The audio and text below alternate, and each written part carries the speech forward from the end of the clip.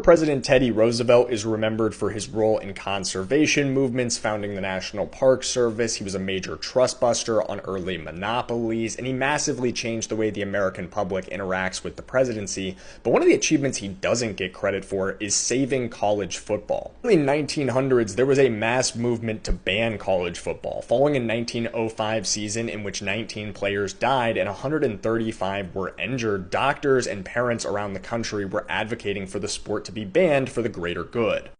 Roosevelt, however, was a huge fan of football. He'd even used it as a proving ground for his soldiers, the Rough Riders, during the Mexican-American War as a way of testing their toughness before battle. So he advocated for change to make the sport safer and keep it around, calling leaders from Harvard, Princeton, and Yale to his office at the White House to discuss the issue.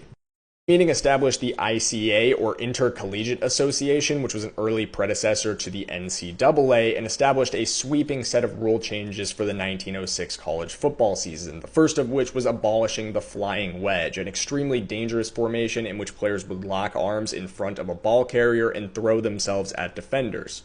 Markings were added to the field for the first time in 1906, and they changed the system of downs from 3 downs to gain 5 yards for a first down to 3 downs to gain 10 yards. They'd add a 4th down in 1912. They also changed the length of games from 70 total minutes played in one single period to 2 30-minute halves with a 15-minute break. The biggest change was the legalization of the forward pass, and it was way different than it is today, because if you threw an incomplete pass, you suffered a 15-yard spot penalty from the point at which you threw. So there was a lot of risk involved in throwing, and it was not often used early on. The first school to complete a forward pass was St. Louis University, and they leaned into the strategy all year long, running a system of passing that was very akin to a modern West Coast offense, where you're trying to get the ball into an open receiver's hands as quick as possible and rely on yards after the catch.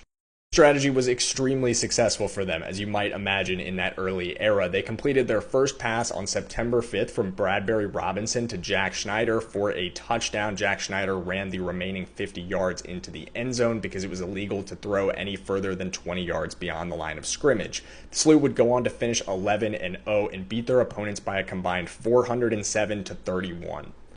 For the player safety end of things, while these changes did help, there were 19 deaths in 1905 and just 11 in 1906 and 1907 each. College football was still far from safe, and sweeping change would be needed over the next 50 years to help the sport survive.